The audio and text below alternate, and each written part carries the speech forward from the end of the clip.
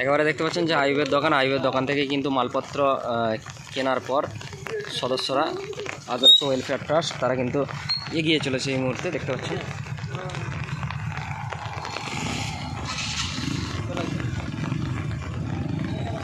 বৃষ্টিতে ভিজে ভিজেও কিন্তু তারা সাহায্য করতে চলেছে।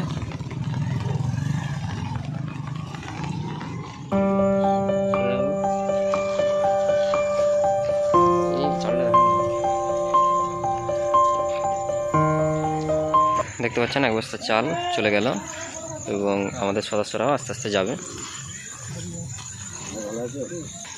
চলো না, একেবারে রাতের অন্ধকারে বৃষ্টি ভেজা রাতে কিন্তু আমাদের সদস্যরা এই দিকে যদি দেখেন যে বৃষ্টিতে একেবারে ডুবে যাওয়ার মতো অবস্থা, পা ডুবে যাওয়ার মতো অবস্থা। আসসালামু আলাইকুম, আমরা এসেছি আজকে আদর্শ ওয়েলফেয়ার ট্রাস্ট থেকে এবং আমরা খবর পেলাম যে একটা বিয়ে বাড়ি চলছে, যেটাতে আমার বাবার নাম আইজুদ্দিন মল্লিক, তারই হচ্ছে মেয়ে, তাই তো মানে আপনার।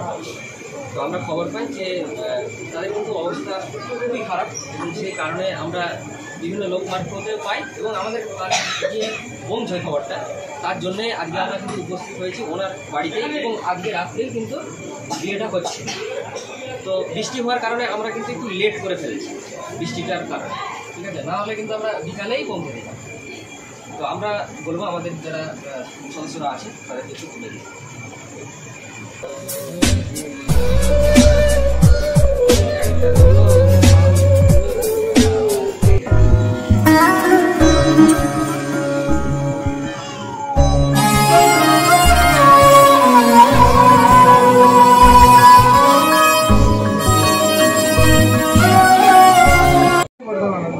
আজকে আপনারা কি কারণে আদর্শ ওয়েলফেয়ার ট্রাস্ট থেকে উপস্থিত হলেন?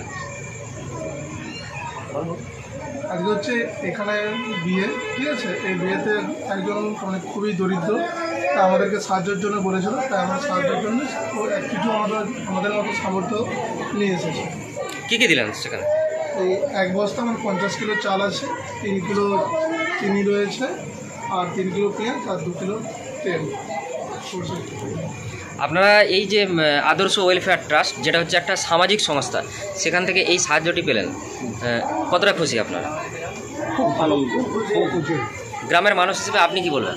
খুব খুশি। আপনার নাম?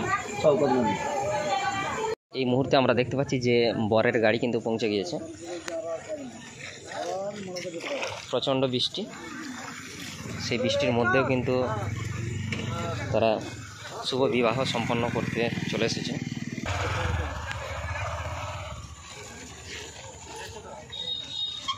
লাইটটা জ্বালো, দাঁড়াও। সাহায্যের কাজ শেষ, এই মুহূর্তে আমরা বাড়ির উদ্দেশ্যে রওনা হব।